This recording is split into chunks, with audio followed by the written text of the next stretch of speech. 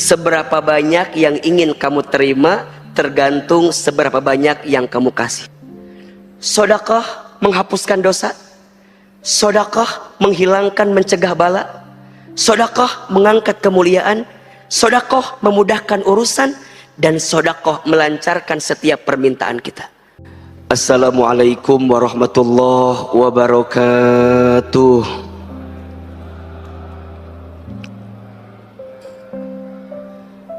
Subhanallahi wa bihamdihi, subhanallahil azim, adada khalqihi wa ridha nafsihi wa zinata arshihi wa midada kalimatihi. Ashhadu an la ilaha illallah wahdahu la syarikalah wa ashhadu anna Muhammadan abduhu wa rasuluh. Allahumma salli wa sallim ala rasulillahil karim Sayyidina wa syafi'ina wa maulana Muhammadin sallallahu alaihi wasallam wa ala alihi wa ashabihi wa man tabi'ahum bi ihsanin ila yaumiddin. Rabbi a'udzubika min hamadzati syayatin wa a'udzubika rabbi ayyahdurun.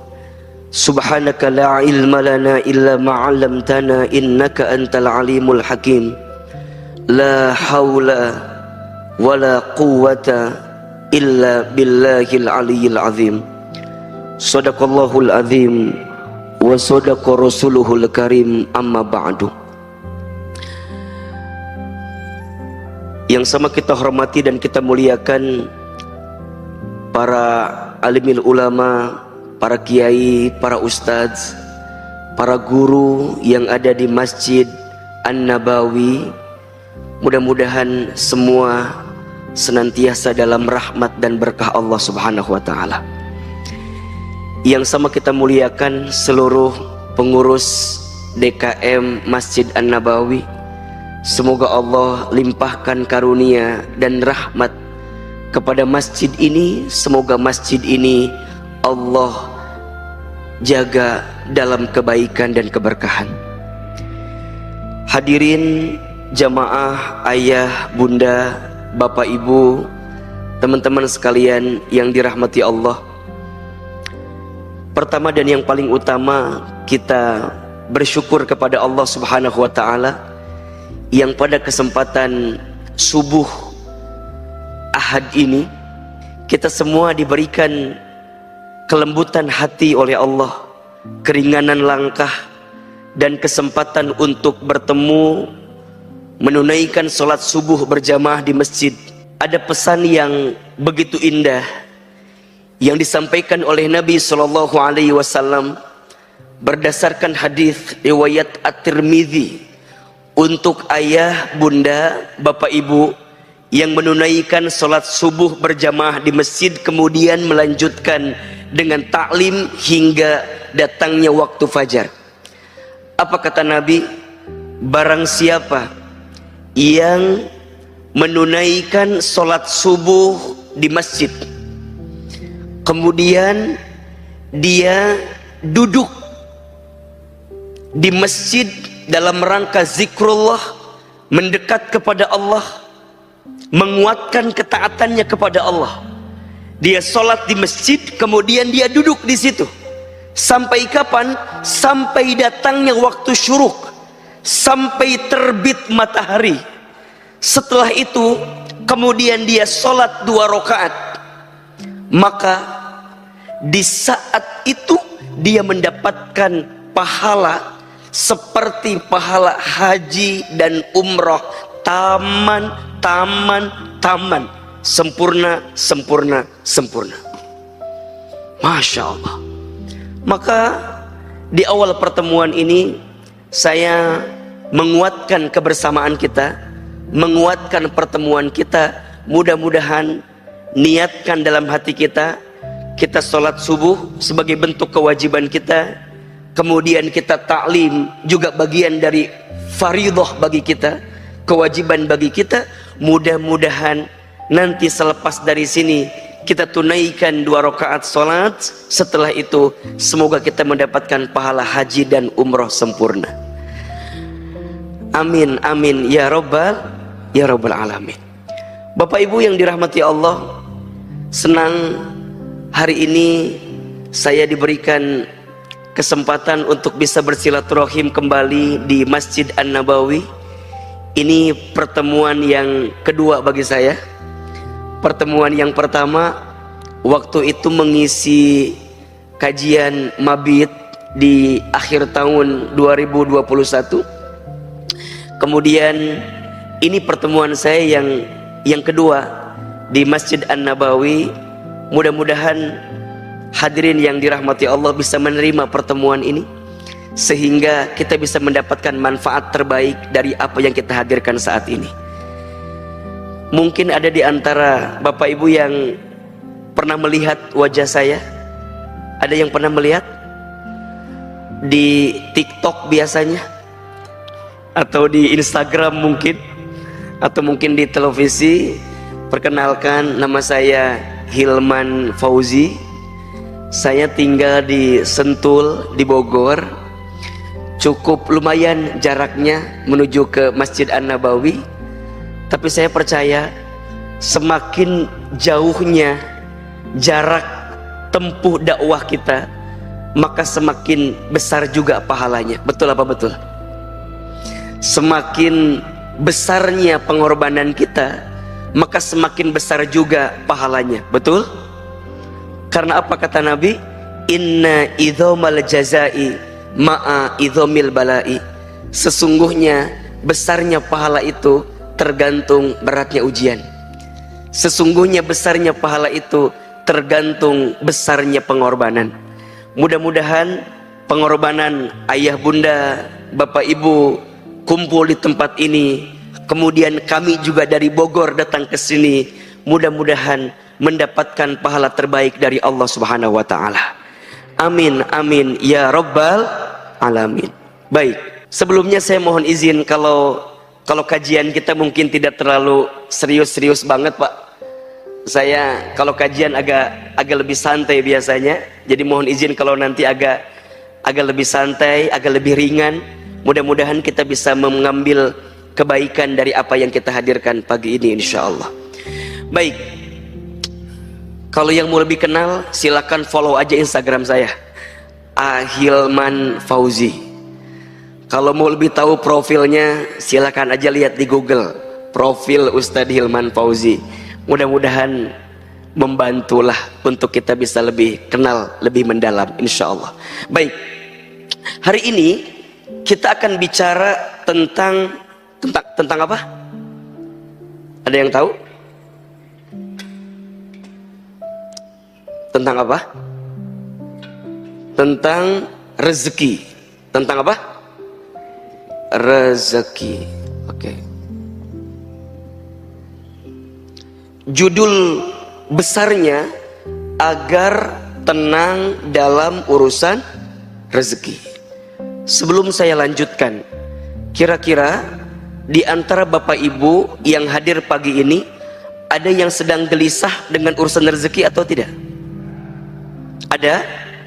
Coba jawab yang kencang. Ada yang sedang gelisah dengan urusan rezeki? Ada? Kalau ada, saya lanjutkan kajiannya. Kalau tidak ada, cukup sekian dan terima kasih.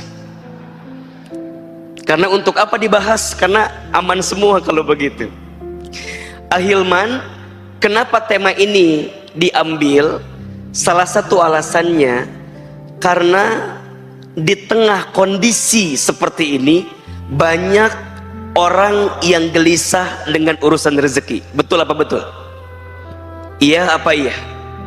Nah, apa yang terjadi? Mohon maaf, tidak sedikit di antara kita yang stres gara-gara urusan rezeki, frustasi gara-gara urusan rezeki. Ujungnya apa? Stres pikirannya, frustasi keadaannya, sehingga dia tidak bisa mengambil kebaikan dalam hidupnya. Yang lebih parah, mohon maaf, rezekinya digelisahkan, yang ujungnya tidak menjadikan hidup dia bahagia, bahkan naudzubillah membuat dia jauh dari Allah Subhanahu wa taala. Mohon maaf, Tidak sedikit orang yang menyalahkan Allah. Tidak sedikit orang yang keluar daripada agama Allah. Tidak sedikit, mohon maaf, yang kemudian antipati untuk mendekatkan dirinya kepada Allah.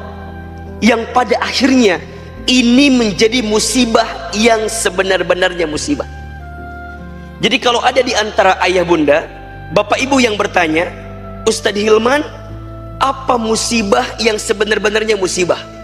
Musibah yang sebenar-benarnya musibah adalah saat kita ditimpa ujian, dengan ujian itu semakin menjauhkan kita dari Allah Subhanahu wa Ta'ala. Itulah musibah yang sebenarnya. Makanya kalau ada di antara kita, mohon maaf ya, diberikan ujian, diberikan masalah, tapi dengan ujian itu, dengan masalah itu malah semakin membuat kita jauh dari Allah, maka sungguh itulah musibah yang paling besar dalam kehidupan kita. Karena seharusnya, ini rumusnya, seharusnya kalau ada seseorang yang diberikan ujian, diberikan masalah, dengan ujian dan masalah itu semakin membuat dia dekat dengan Allah, maka disitulah anugerah yang sebenarnya. Termasuk dengan urusan rezeki. Kalau ada yang diuji pada bab urusan rezeki, ketika ujian itu datang malah menjadikan kita jauh dari Allah, lalai kepada Allah, lupa kepada Allah, maka sungguh itulah masalah yang paling besar dalam kehidupan kita. Maka insya Allah di pagi hari ini kita coba akan bahas secara lebih sederhana apa yang harus kita pahami tentang rezeki, sehingga kita bisa lebih tenang dalam urusan rezeki.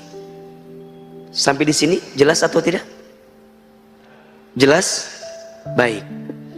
Tolong catat, ada 4 konsep atau ada 4 prinsip tentang rezeki berdasarkan Al-Quran dan hadis yang harus kita pahami sehingga mengantarkan ketenangan dalam hati kita. Ada berapa? Ada berapa? Ada 4. Kita percepat. 1, rezeki itu sudah dijamin.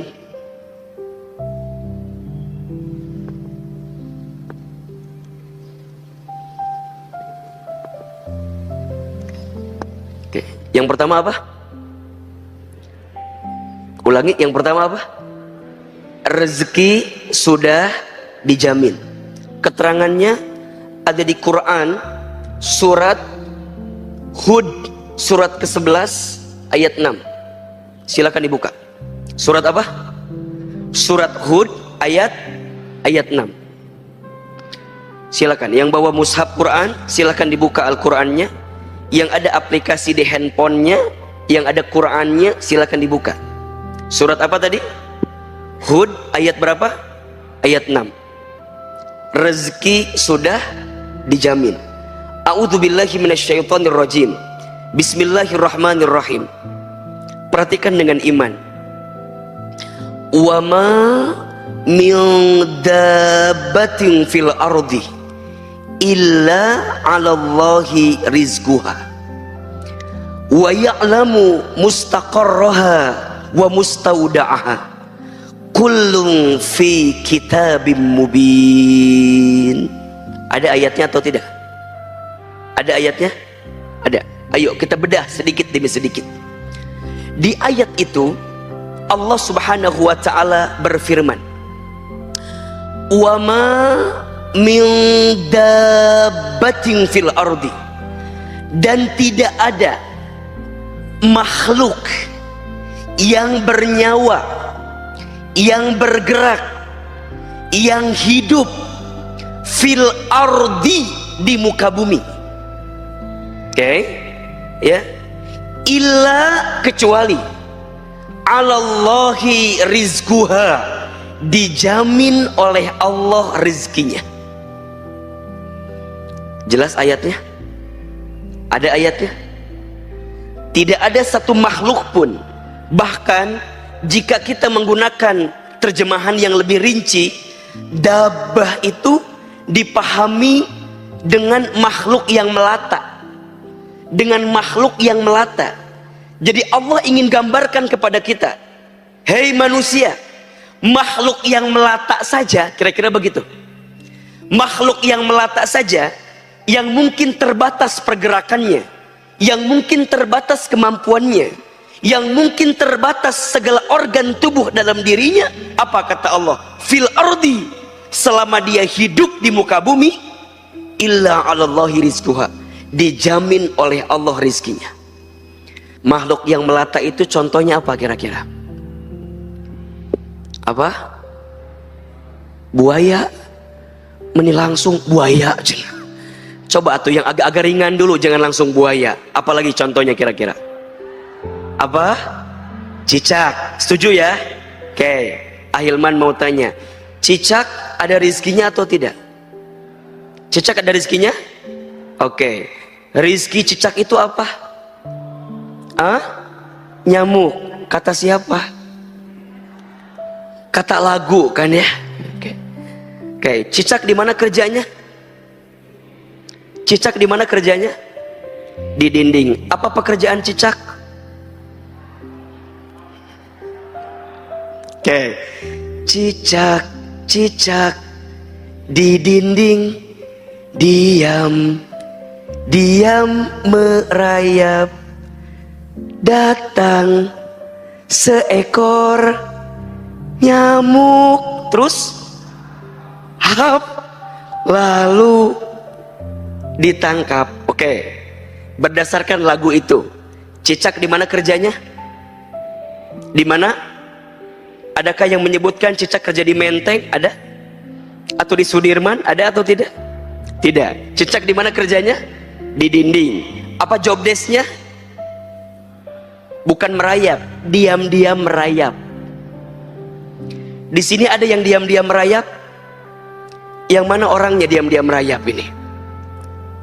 Oke. Sekarang saya mau tanya, tolong jawab ya.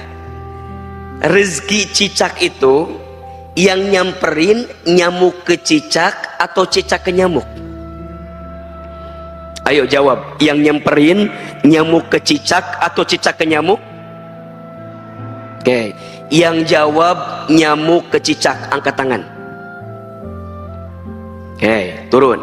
Yang jawab cicak ke nyamuk, angkat tangan. Ini yang tidak angkat tangan masalahnya apa? Hai Besti, ada apa gerangan kawan? Masalahnya apa ini? Ini yang gak ngacung masalahnya apa? Oh Ustadz, saya milih yang ketiga. Apa? Dua-duanya saling bergerak. Nyamuk nyamperin cicak, cicak nyamperin nyamuk. Betul apa enggak? Jadi pilih 1, 2 atau 3. Berapa Pak? Enggak 4 aja sekalian? Betul Ustadz. Bukan hanya nyamuk yang nyamperin cicak, tapi juga cicak nyamperin nyamuk. Mana Ustadz? Itu hap. Hap bergerak apa enggak? Untuk hap itu bergerak atau tidak? Sekarang saya tanya lagi. Pertanyaannya sekarang, Bapak Ibu tahu tidak berapa kali hap yang dibutuhkan oleh cicak untuk mendapatkan satu nyamuk? Ayo. Berapa kali hap yang dibutuhkan oleh cicak untuk mendapatkan satu nyamuk? Berapa? Ibu berapa? 3. Ibu yakin? Apakah ibu bagian daripada keluarga cicak? Begitu yakin menjawabnya 3 Ustadz. Baik, catat ya. Saya pernah baca penelitian Pak. Ternyata cicak itu kurang lebih setidaknya membutuhkan 92 kali hap untuk dapetin satu nyamuk. Kalau nggak percaya, nanti malam bergadang ya. Lihat bagaimana cicak, bener nggak 92 kali? Sekarang saya nanya, yang kedua pertanyaannya. Tadi cicak berapa kali butuh hapnya? Berapa kali? Simpenlah. Banyak, betul? 90 kali. Pertanyaan saya, mengapa cicak bisa konsisten melakukan gerakan, diam-diam merayap dengan kondisi yang terbatas, bahkan kemudian dia sebanyak 90 kali lebih. Mengapa cicak bisa konsisten? Kalau bahasa kitanya, mengapa cicak bisa istiqomah? Gitu ya kira-kira ya. Untuk sebanyak 92 kali. Kenapa coba? Kenapa? Baik, ini kata kuncinya. Illa 'alallahi rizquha. Karena cicak yakin rizkinya dijamin sama siapa? Dijamin sama siapa? Cicak aja yakin bisa konsisten dengan rizkinya. Mengapa kita manusia tidak yakin kalau Allah menjamin rizki kita? Maka mohon maaf, jika ada di antara Bapak Ibu, teman-teman sekalian yang hari ini sedang galau dengan rezeki, tolong catat baik-baik. Rezeki sudah tertakar, tak mungkin tertukar. Rezeki sudah tercatat, tak mungkin tersesat. Rezeki sudah dijamin, tak mungkin diambil orang lain. Catat status hari Senin itu.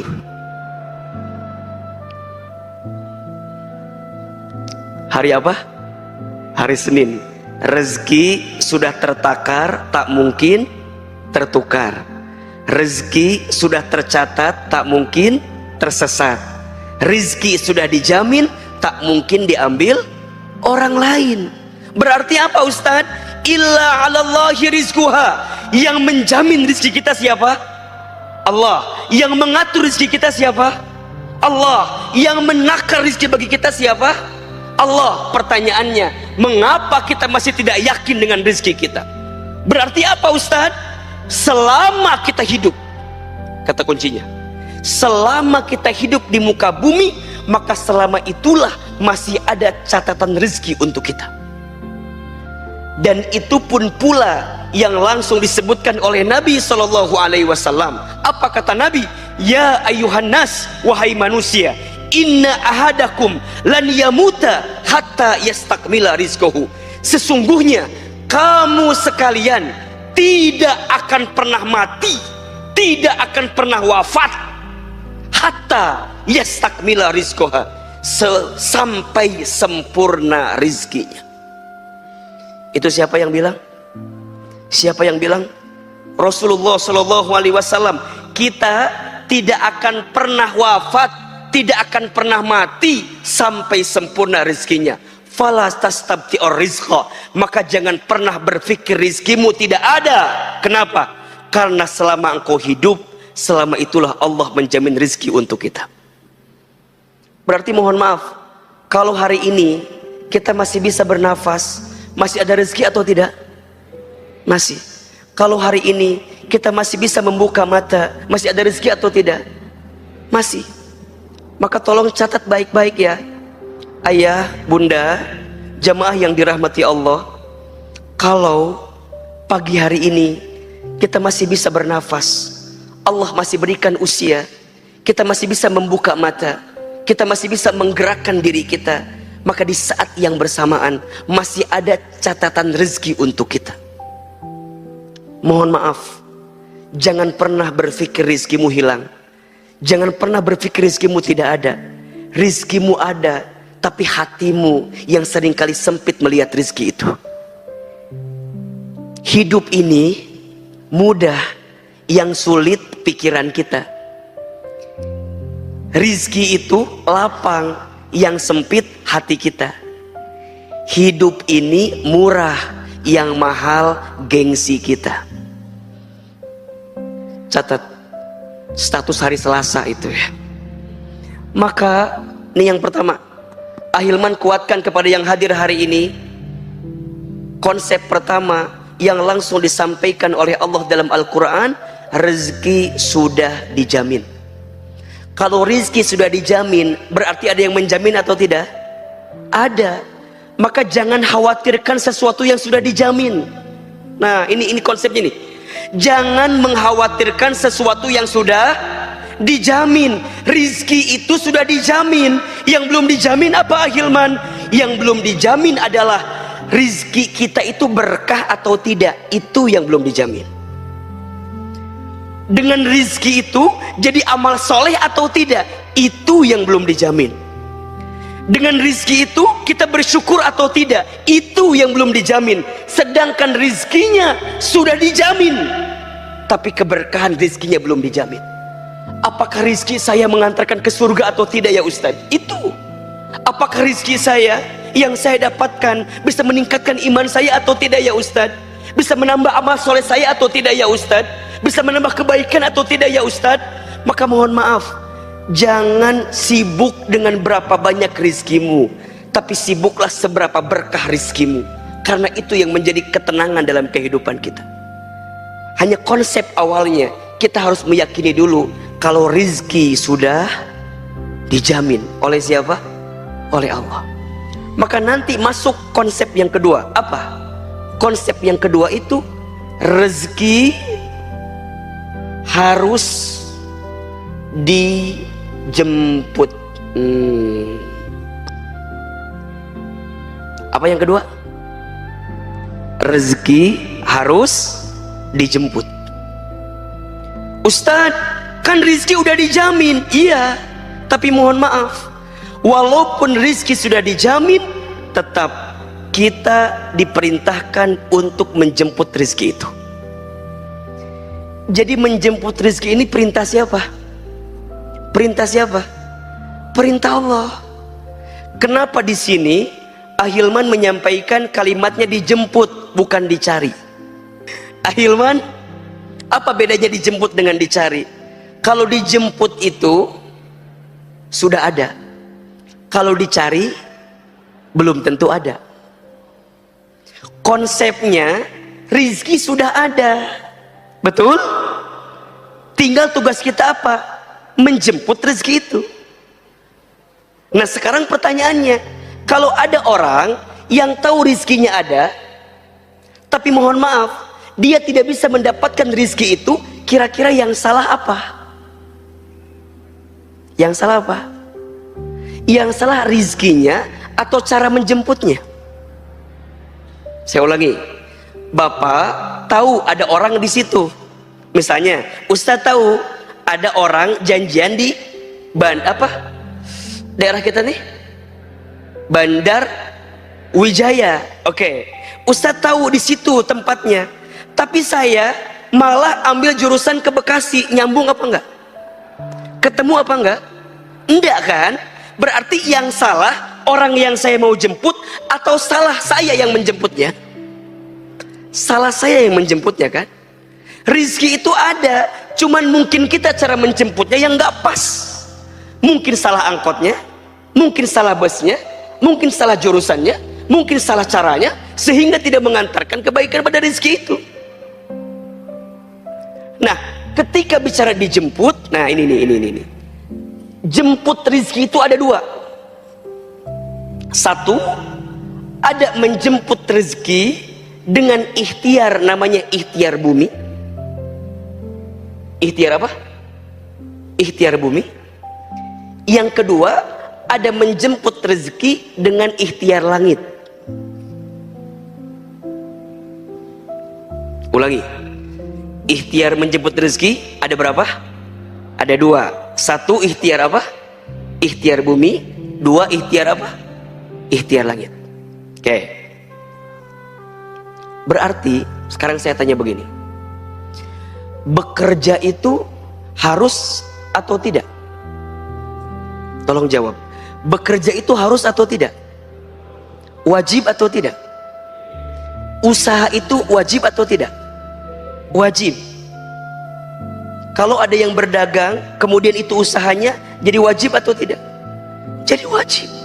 Usaha itu wajib, ikhtiar itu wajib, kita bekerja itu wajib. Karena itu perintah dari siapa? Perintah dari Allah. Maka mohon maaf, kalau ada yang bilang gini, Ustadz, kenapa kita harus bekerja? Kan rezeki udah dijamin. Kan kadang-kadang ada yang nanya begitu. Ya, iya apa enggak?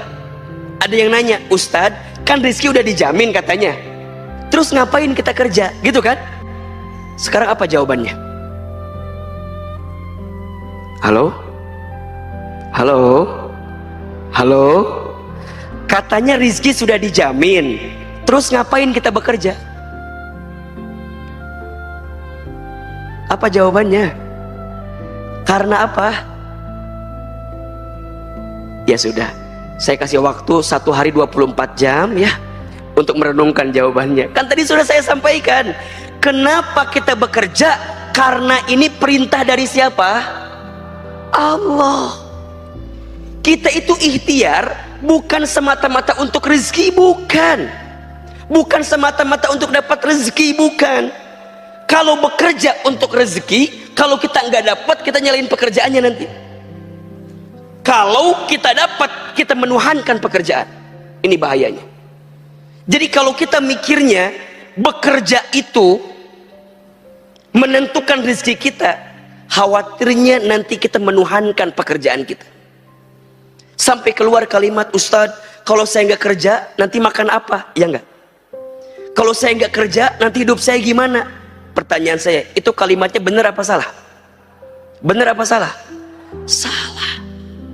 Bekerja itu bukan semata-mata untuk mendapatkan rezeki, tapi bekerja itu adalah kewajiban kita kepada Allah yang Allah perintahkan kepada kita. Makanya mohon maaf Bapak Ibu, di dalam Islam bekerja itu adalah aktivitas yang sangat mulia.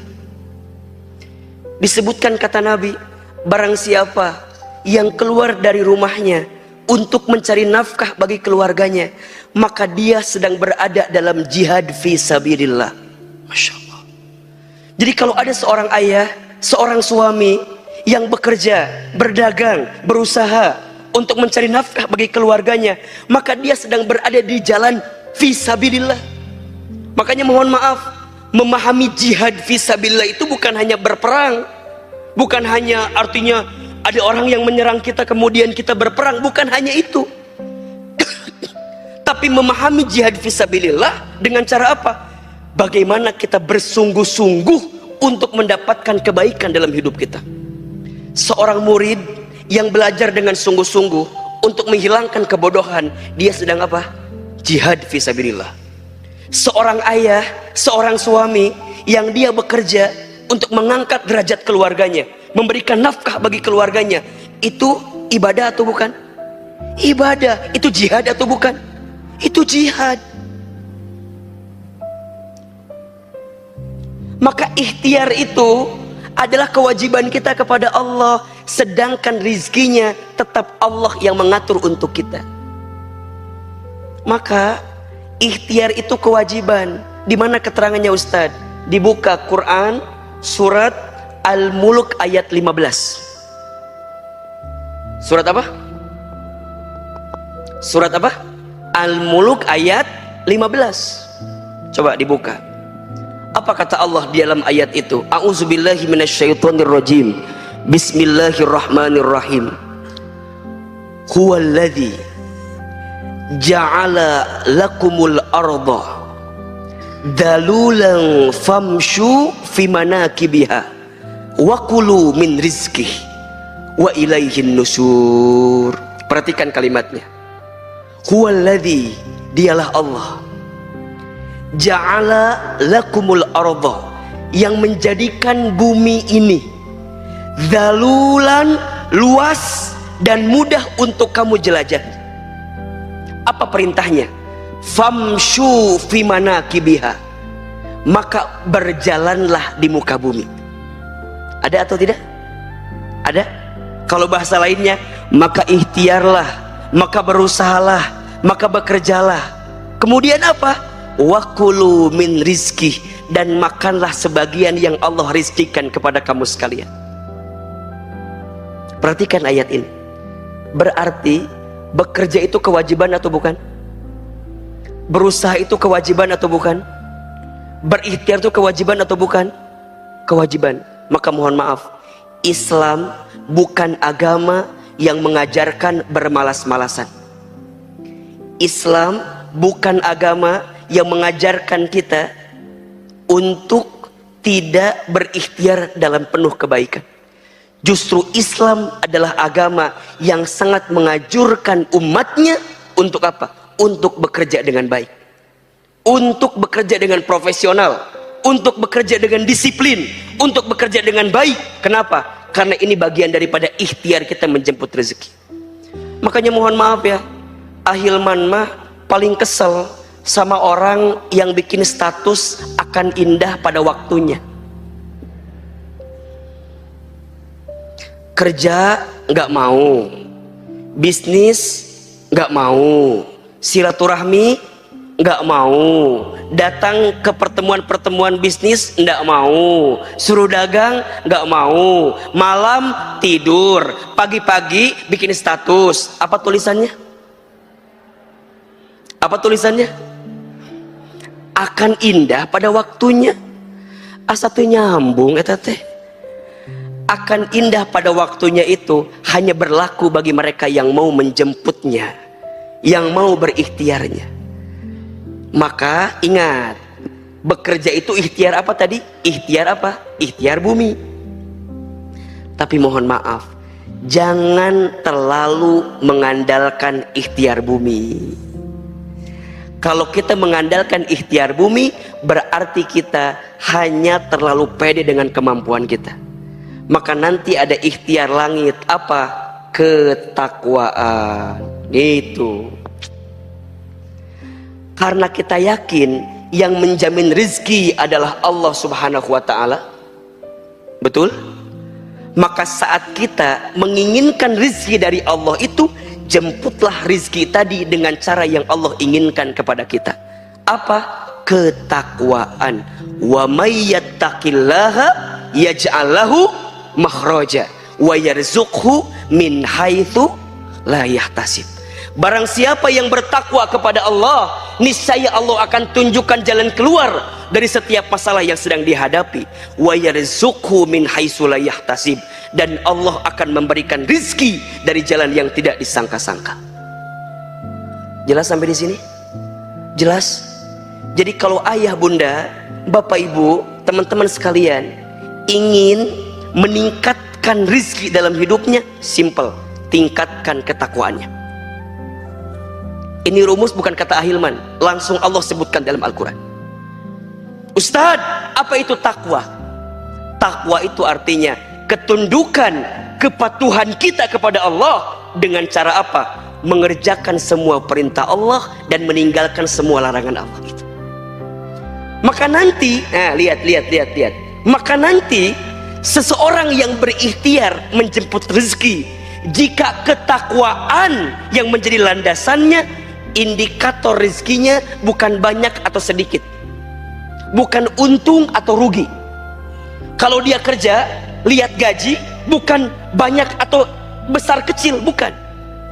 Kalau dia dagang, mikirnya bukan hanya untung rugi, bukan.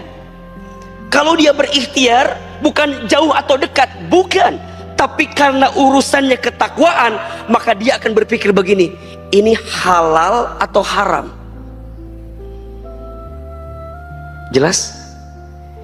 Ini mengantarkan saya ke surga atau ke neraka? Kalau saya bisnis saya ini membawa manfaat atau madarat, itu yang jadi pertimbangan dalam dirinya. Maka apa perintah Allah kepada kita? Ayo engkau bekerja. Tapi ingat, ketika engkau berikhtiar, carilah yang halal dan carilah yang thayyib. Betul apa enggak? Jadi nanti ikhtiar bumi yang tadi kita awalnya harus kerja, iya, tapi ditambah lagi kerjanya harus halal, harus baik. Quran surat Al-Baqarah ayat 168 dikuatkan lagi dengan Quran surat Al-Baqarah ayat 172. Coba dibuka. Surat apa? Al-Baqarah ayat berapa? 168 dan surat Al-Baqarah ayat 172. Perhatikan. A'udzubillahi minasyaitonirrajim. Bismillahirrahmanirrahim. Apa perintah Allah kepada kita? Ya ayyuhan nas, wahai manusia. Yang dipanggil siapa? Yang dipanggil siapa? Manusia. Kalau ada ayat yang diawali dengan ya ayyuhan nas, maka ayat ini sifatnya universal. Berarti bukan hanya kepada orang yang beriman saja, bukan hanya kepada orang muslim saja, tapi kepada semuanya. Hei manusia, termasuk berlaku untuk mereka yang non muslim. Apa? Kulu, carilah. Kulu, makanlah. Kulu, dapatkanlah. Kulu, ikhtiarlah. Mimma fil ardi, dari apa-apa yang ada di muka bumi. Apa perintahnya? Halalan thayyibah. Carilah yang halal, carilah yang baik. Kalau bahasa gampang kita gini, carilah yang halal, carilah yang baik. Kalau dapetin rizki, kalau mau selamat, dapetinlah yang halal, dapat yang baik. Kalau jadi pejabat, jangan korupsi. Karena kalau korupsi pasti nggak baik. Betul? Coba saya mau tanya, harta yang korupsi itu banyak atau sedikit? Banyak atau sedikit? Banyak. Tapi berkah atau tidak? Tenang atau tidak? Tidak. Nyuri dapat nggak? Dapat. Tapi nggak halal, nggak akan mendapatkan ketenangan.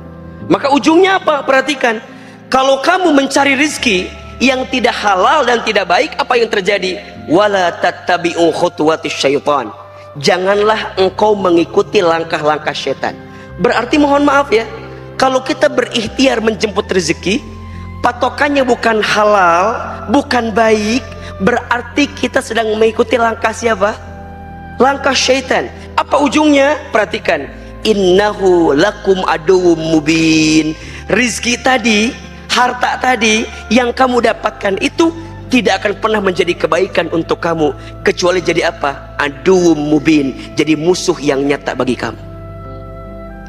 Sekarang saya mau tanya begini, Bapak Ibu, ada nggak satu kondisi, mohon maaf, hartanya banyak tapi hatinya gelisah? Ada atau tidak? Ada? Gajinya besar tapi hatinya gelisah, ada atau tidak? Banyak. Hartanya berlimpah tapi tidak mengantarkan ketaatan dia kepada Allah, banyak atau tidak? Kalau ada yang semisal itu, tolong catat baik-baik, evaluasi. Mungkin harta kita tidak berkah.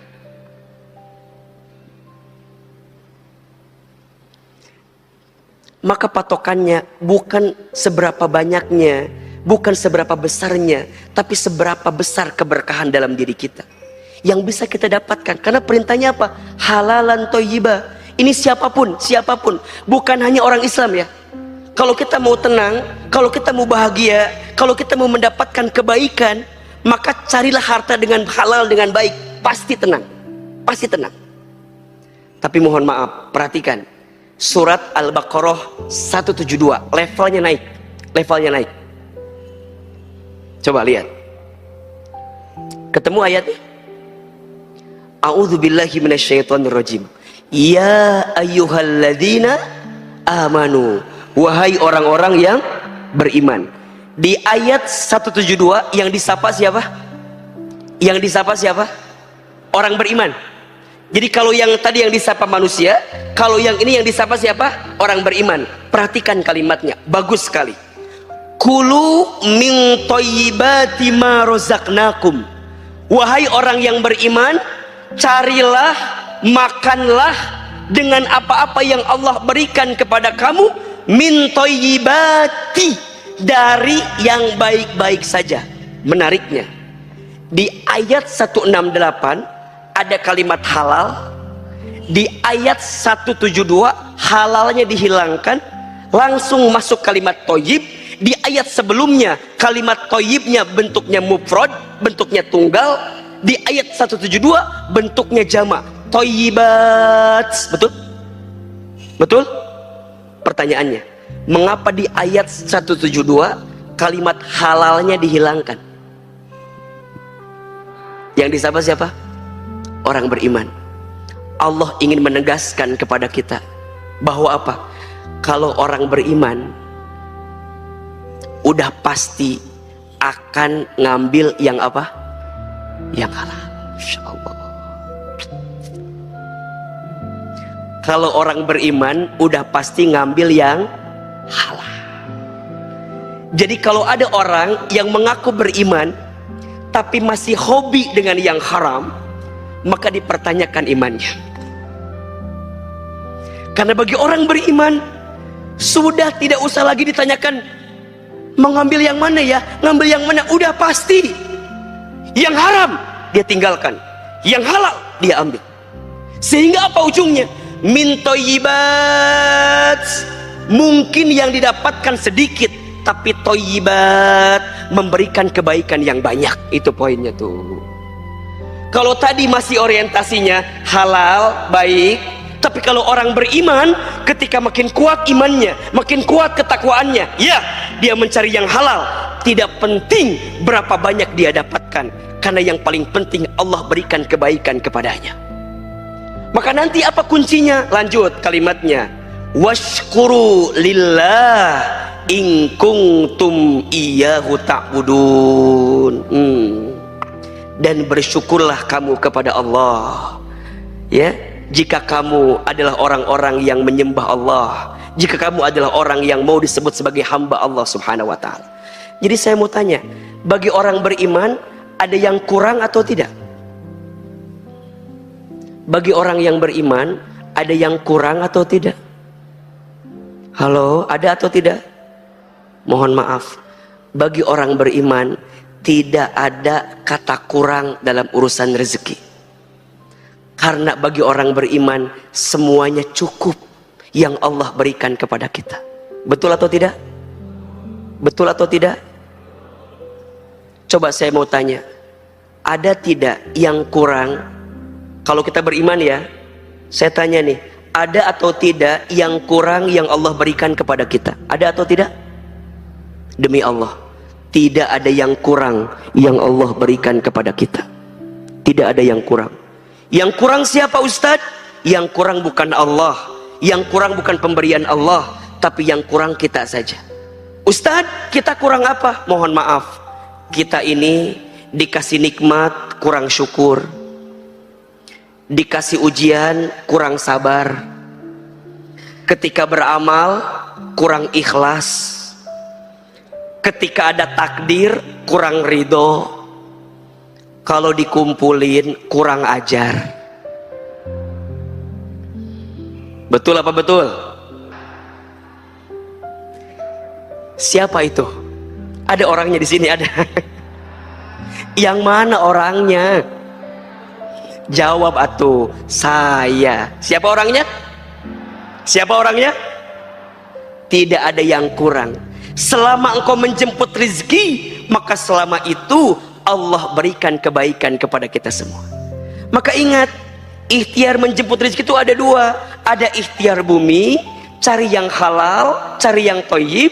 Ada ikhtiar langit, tingkatkan ketakwaan kita kepada Allah, maka Allah akan berikan rezeki kepada kita. Jelas sampai di sini? Ustadz, kalau ketakwaan bisa meningkatkan rezeki, berarti kemaksiatan bisa menghambat rezeki. Insya Allah. Saya ulangi, kalau ketakwaan bisa meningkatkan rezeki, berarti kemaksiatan bisa menghambat rezeki. Mohon maaf, mengapa ada yang diuji? Mohon maaf ya, ada orang yang hartanya Masya Allah berlimpah, tapi keluarganya tidak rukun, anak-anaknya tidak soleh-soleha. Coba tanyakan, mungkin masih ada harta yang tidak baik yang kita makan, sehingga mengantarkan sesuatu yang tidak baik juga dalam kehidupan kita. Betul atau tidak? Apa kata Nabi? Tidak akan pernah tumbuh daging dari harta yang tidak halal. Yang ada adalah kegelisahan, kekecewaan, ketidaktenangan, sehingga mengantarkan keburukan dalam kehidupan kita. Maka Bapak Ibu sekalian yang dirahmati Allah, prinsip yang kedua, rizki harus dijemput. Bagaimana cara menjemputnya? Ada dua. Ikhtiar buminya diperbaiki, ikhtiar langitnya dikuatkan. Ketakwaan kepada Allah Subhanahu wa taala. Ustadz, apa di antara amalannya? Catat ini ya. Ada 5S. Ada berapa? 5S jalan ketakwaan yang bisa kita tingkatkan untuk memudahkan rezeki kita. Ada berapa tadi? 5S. S yang pertama, sholat. Apa? Sholat. Ayah bunda, bapak ibu, jika ingin baik rezekinya, perbaiki sholatnya. Ini rumus, ini rumus. Kalau rezekinya ingin tambah baik, perbaiki apa? Sholatnya. Langsung rumus ini disebutkan di dalam Al-Quran, surat Toha ayat 132. Surat apa? Quran surat ke-20 ayat 132. Perhatikan apa kata Allah. Wa'mur ahlaka bis salat, dan perintahkanlah keluargamu untuk sholat. Wastabir alaiha, dan bersabar-sabarlah dalam sholat itu. Perhatikan ya, keluargamu sholat, kamu perbaiki sholat ya, dan sholatnya harus sabar. Maksudnya apa? Jaga sholat, jaga sholat. Ingat, kalau sholatnya udah baik, sholatnya udah benar, apa kata Allah?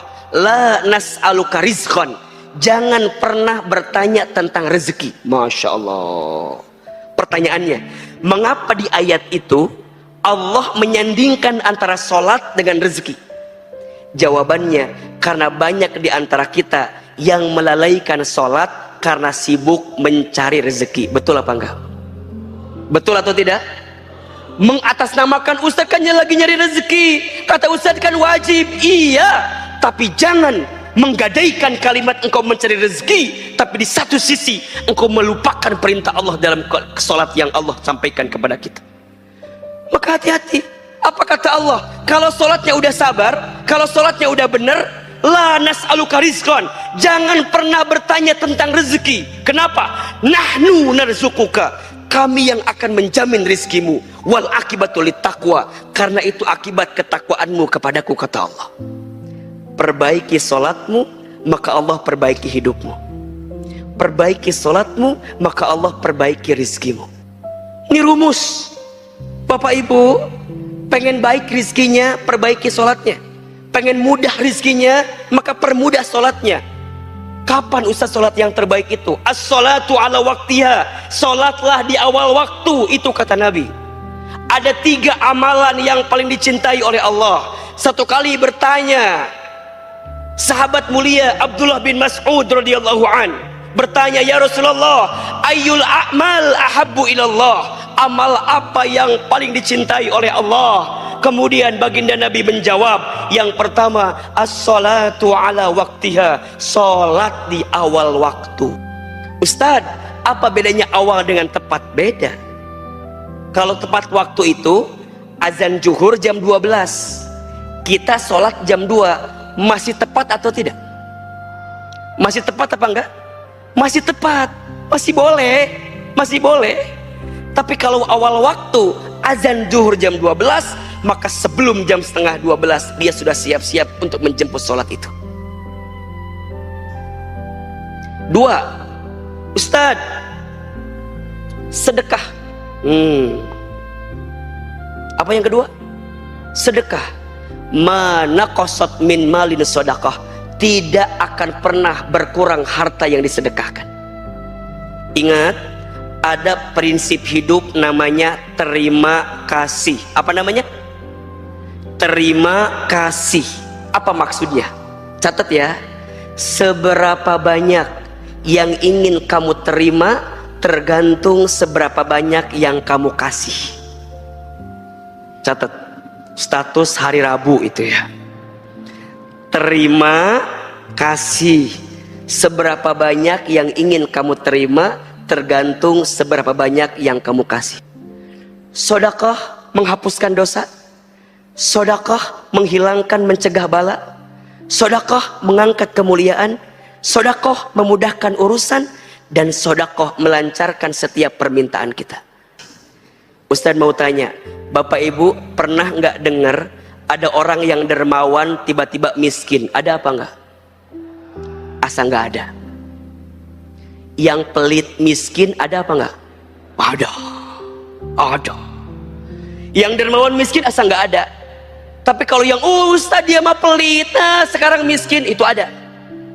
Maka percayalah, setiap sodakoh yang kita berikan, maka di saat itu Allah akan lipat gandakan kebaikan untuk kita. Ini teman-teman milenial, ada yang belum nikah nggak? Ada yang belum nikah? Yang mana orangnya? Antum kemana aja? Ini yang belum nikah nih, ayo, bentar lagi Ramadan. Emang nggak malu ditanya mulu kapan nikah pas Ramadan? Ayo, nggak enak sama yang lain. Berakit-rakit ke hulu, berenang-renang ke tepian. Yang lain sudah pada ke penghulu. Kok kamu masih buka sahur sendirian? Nah, ayo. Nih, yang lebih pusing urusan jodoh, ayo jemput dengan cara apa? Sedekah. Naikin lagi levelnya. Ustadz, S yang ketiga apa? Silaturahmi. Nah, apa? Silaturahmi. Jangan diem-diem baik apa? Kata orang tua dulu, banyak teman, banyak rezeki. Betul nggak? Banyak relasi, banyak rezeki. Betul? Ternyata orang tua kita bilang bukan dari dia, tapi langsung dari Nabi SAW. Apa kata Nabi? Man ahabba an yubsata lahu fi rizkihi wa yunsa'alahu fi atharihi falyasil rahimahu. Barang siapa yang mau dilapangkan rezekinya, dipanjangkan umurnya, maka sambungkan silaturahmi. Insyaallah. Yang keempat, saum, puasa. Puasa menahan al-imsak, menahan dirimu untuk tidak melakukan sesuatu yang buruk. Betul? Maka perbanyak puasa. Allah mudahkan rezeki bagi kita. Dan yang terakhir, ini levelnya nih. Ya, S-nya adalah selamat santun dalam bersikap. Maksudnya apa Ustadz? Dia punya akhlak yang baik dalam kehidupan. Inna rahmatallah qaribun minal muhsinin. Sesungguhnya rahmat kasih sayang Allah itu sangat dekat dengan orang yang senantiasa berbuat baik. Kalau kita ingin mendapatkan kebaikan, jadilah orang baik. Khususnya, catat ya, khususnya kalau kita masih punya orang tua, muliakan orang tua kita.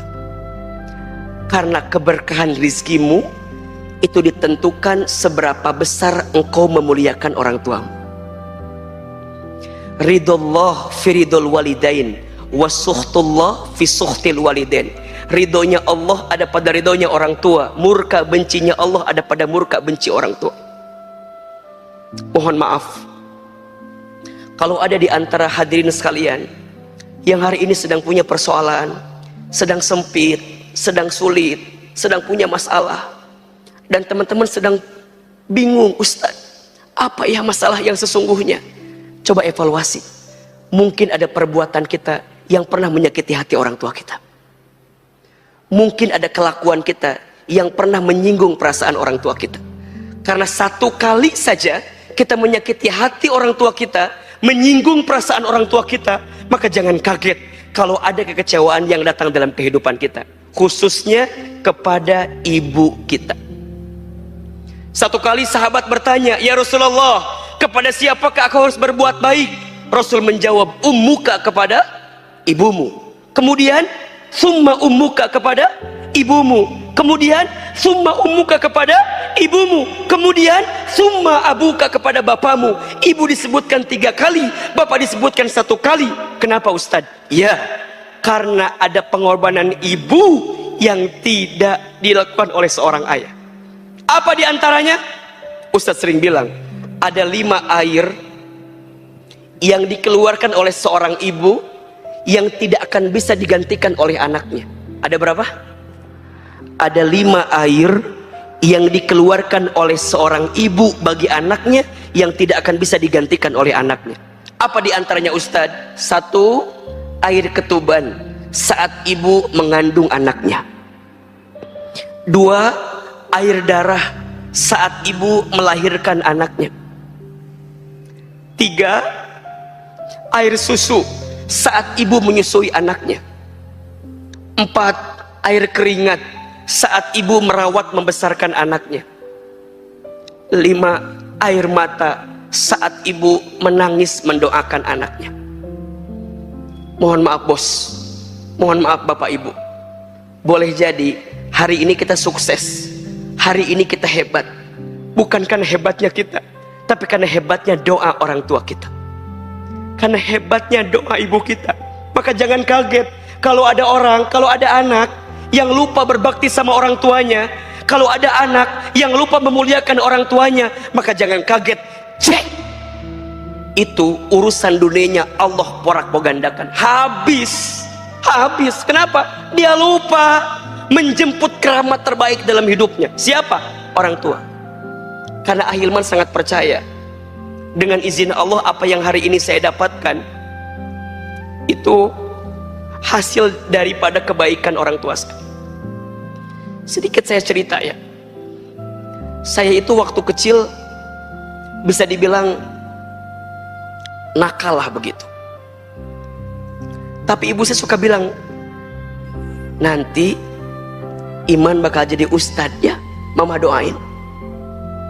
Itu tetangga sering komplain ke ibu saya, Bu, ini si Iman begini. Apa kata ibu saya? Maafin anak saya ya, insya Allah nanti anak saya jadi ustadz katanya. Maka lulus SD, saya dimasukin ke pondok, ke pesantren. Saya nyantren lah di pesantren. Mungkin bapak ibu pernah dengar pondok pesantren Darul Arqam. Salah satu alumninya Ustadz Adi Hidayat. Saya adik kelas beliau, beda 4 tahun atau 5 tahun dengan beliau di pondok pesantren. Saya sekolah di sana, saya mondok di sana. Selama saya mondok itu saya mengalami banyak proses kehidupan yang begitu panjang. Salah satunya saya banyak berinteraksi dengan ibu saya. Jadi ibu saya itu punya penyakit stroke. Jadi kalau makan itu harus disuapin sama saya gitu. Jadi kalau saya lagi libur dari pesantren, kemudian saya pulang ke rumah, saya nyuapin ibu saya. Dan ketika nyuapin itu, kalau lagi sarapan pagi-pagi, ibu saya itu suka nonton ceramah ustadz-ustadz di TV gitu. Apa kata ibu saya? Iman, nanti mama bakal nonton Iman ceramah di TV ya, kayak ustadz itu. Terus saya bilang, nggak mungkin mah, kita orang desa, orang kampung, saya asli orang Garut, kayaknya nggak mungkin mah. Apa kata ibu saya? Jangan begitu nak, ulah gitu jang, kalau bahasa Sundanya gitu. Jangan begitu nak, aminkan saja. Amin, amin. Maka setelah itu saya, kalau ibu saya bilang apa, amin aja, amin, amin. Ada iklan pakai bahasa Inggris. Kata ibu saya, nanti Iman bakal sekolah pakai bahasa Inggris. Mungkin ke luar negeri, mungkin maksudnya. Amin. Ibu saya pernah dapat sejadah gambarnya Ka'bah dari orang yang pulang dari haji umroh. Saya perhatikan ibu saya kalau setelah sholat suka baca talbiyah, labbaik Allahumma labbaik. Saya tanya, Mama kenapa kalau setelah sholat suka baca talbiyah? Kata mama saya, Iman, mama tuh ingin sekali berangkat ke Baitullah. Terus saya bilang, kenapa nggak berangkat? Dari mana uangnya? Katanya. Dipegang pipi saya, diusapin. Kalau mama nggak sempat berangkat ke Baitullah, mama doain ya, Iman bisa bolak-balik ke Baitullah. Amin, amin. Hadirin yang dirahmati Allah, dengan izin Allah, apa yang pernah ibu saya ucapkan dulu, saat ini kejadian semua.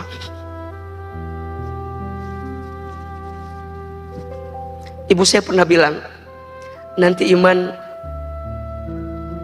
Mama akan lihat ceramah di TV katanya.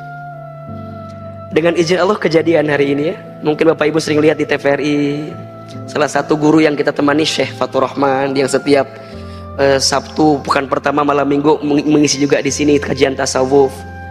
Mungkin kalau hari Senin Bapak Ibu bisa lihat kita di Trans TV subuh. Kalau saya tanya, itu bukan karena hebatnya saya, tapi karena hebatnya doa ibu saya. Bukan karena hebatnya saya, tapi hebatnya doa ibu saya. Ustadz senang, alhamdulillah, tapi saya sedih. Apa sedihnya? Ibu saya tidak sempat nonton saya di televisi, karena Allah lebih duluan panggil usia ibu saya sebelum saya bisa tampil di televisi. Saya dapat kesempatan berangkat ke Amerika, ke Jepang, ke Kanada dengan izin Allah. Tapi ibu saya tidak pernah tahu kalau anaknya pernah berangkat ke sana, pernah safari dakwah di sana, pernah belajar di sana. Karena ibu saya telah dipanggil usianya oleh Allah lebih duluan sebelum saya bisa berangkat ke sana. Saya bisa berangkat haji umroh dengan izin Allah kapanpun, karena kita pembimbing haji dan umroh. Tapi saya sedih, saya belum sempat bisa menggenggam tangan orang tua saya untuk bisa berangkat ke Baitul. Tapi percayalah, kalau hari ini rizkimu ingin seperti raja, maka jadikanlah orang tuamu seperti raja. Jika ingin rizkimu mulia, maka muliakanlah orang tuamu, karena saat engkau memuliakan orang tuamu, maka Allah akan muliakan kehidupanmu. Maka jadilah orang baik, jadilah orang baik, jadilah anak yang soleh, jadilah orang yang senantiasa menghadirkan kebaikan, kebaikan, kebaikan. Karena setiap kebaikan akan mengantarkan kebaikan. Hal jazaul ihsan illal ihsan. Tidak ada satu kebaikan pun kecuali balasannya adalah kebaikan. Maka Bapak Ibu sekalian, konsep yang kedua, rizki harus dijemput. Bagaimana cara menjemputnya? Ada dua, ikhtiar bumi, ikhtiar langit. Apa ikhtiar langitnya? Tingkatkan ketakwaan. Apa jenis ketakwaannya? Minimal 5 tadi. Salat, sedekah, silaturahim, saum, dan jadilah pribadi yang soleh. Khususnya jika ada seorang anak, jadilah anak yang soleh di hadapan orang tua kita. Masih ada 2 poin lagi, insya Allah kita akan bahas di episode yang akan datang. Semoga masih ada kesempatan untuk bisa mengisi lagi di An-Nabawi. Boleh atau tidak? Baik, mudah-mudahan bermanfaat ya. Pertama, jangan galau lagi, yakin rizki sudah dijamin. Dan yang kedua, rizki harus dijemput. Jemputlah dengan cara yang terbaik. Mudah-mudahan bermanfaat, dan mohon izin tidak ada tanya jawab karena Ahilman mau langsung berangkat ke acara selanjutnya. Semoga Allah berikan kebaikan untuk kita semua. Terakhir, mari kita angkat kedua telapak tangan kita. Kita lembutkan hati, kita berdoa kepada Allah Subhanahu wa taala. Semoga Allah memberkahi dan merahmati pertemuan kita saat ini. Istighfar 3 kali. Astaghfirullahaladzim, astaghfirullahaladzim, astaghfirullahaladzim. Angkat kedua telapak tangan kita, tundukkan kepala kita, tutup kedua mata kita. Aminkan dalam hati masing-masing. A'udzubillahi minasyaitonirrajim. Bismillahirrahmanirrahim. Alhamdulillahirabbil alamin. Hamdan syakirin, hamdan naimin, hamdan yuwafi ni'amahu wa yukafi mazidah. Allahumma sholli ala sayyidina Muhammadin wa ala alihi wa ashabihi ajmain. Allahumma la tada' lana dhanban illa ghafartah, wa la hamman illa farajtah, wa la maridun illa syafaitah, wa la aiban illa satartah, wa la dainan illa qadaitah, wa la hajatan min hawaijid dunya wal akhirah illa qadaitah wa yasartah. Ya Allah, ya Tuhan kami, tidak ada yang hadir di antara kami pagi ini kecuali kami yang banyak dosa. Engkau ampuni dosa-dosa kami ya Allah. Kami yang banyak salah, Engkau ampuni kesalahan kami ya Allah. Kami yang sering berbuat maksiat, Engkau hapuskan maksiat kami ya Allah. Ya Allah, ya Rabbana, berikan kepada kami kesempatan bertobat sebelum kami wafat. Perbaiki diri kami ya Allah sebelum kami kembali kepadamu ya Rabbal Alamin.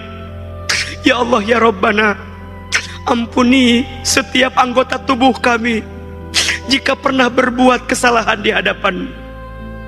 Begitupun dengan sikap kami. Ampuni ya Allah Jika ada di antara kami yang pernah durhaka kepada orang tuanya, ampuni kami ya Allah. Jika di antara kami ada yang pernah menyakiti hati orang tuanya, ampuni kami ya Allah. Jika di antara kami ada yang pernah menyinggung perasaan orang tuanya, ya Allah, jangan golongkan kami menjadi anak yang durhaka ya Allah. Ya Allah, ampuni dosa orang tua kami ya Allah. Ampuni dosa ayah ibu kami ya Allah. Jika orang tua kami masih hidup, panjangkan umurnya ya Allah. Sehat afiatkan tubuhnya ya Allah. Bahagiakan hari-hari tuanya ya Allah. Dan mampukan kami memuliakan orang tua kami ya Allah. Namun jika orang tua kami sudah wafat, kami mohon ya Allah, lapangkan alam kuburnya. Terima iman Islamnya, ampuni dosa-dosanya, dan kumpulkan kami bersama orang tua kami nanti di surgamu ya Allah. Ya Allah ya Rabbana, kami yang sedang gelisah hatinya, Engkau tenangkan ya Allah. Kami yang sedang punya masalah, Engkau angkat masalah kami ya Allah. Tunjukkan jalan keluar terbaik atas setiap masalah kami ya Allah. Kami yang sedang susah, Engkau mudahkan ya Allah. Kami yang sedang sempit, Engkau lapangkan ya Allah. Kami yang sedang sakit, Engkau sembuhkan ya Allah. Kami yang sedang punya hajat, Engkau kabulkan hajat-hajat kami ya Allah. Hasbunallah wa ni'mal wakil, ni'mal maula wa ni'man nasir. Ya Allah, karuniakan kepada kami ilmu yang bermanfaat. Karuniakan kepada kami rezeki yang berkah. Karuniakan kepada kami ya Allah umur yang kami isi dalam ketaatan ya Allah. Allahumma inna nas'aluka ilman nafi'an wa rizqan wasi'an, halalan thayyiban wa amalan mutaqabbala. Allahumma kfina bihalalika an haramika wa aghnina bifadlika amman siwaka. Ya Allah, cukupkan kami dengan yang halal dan jauhkan kami daripada yang haram. Ya Allah, kayakan kami dengan karunia-Mu daripada kami bergantung kepada selain-Mu. Allahumma a'inna ala zikrika wa syukrika wa husni ibadatika. Ya Allah, tolong kami agar kami senantiasa berzikir kepadamu, bersyukur kepadamu, dan memperbaiki ibadah kami kepadamu. Rabbana dzalamna anfusana wa illam taghfir lana wa tarhamna lanakunanna minal khasirin. Rabbana ighfir lana wa liwalidina warhamhum kama rabbawna shighara.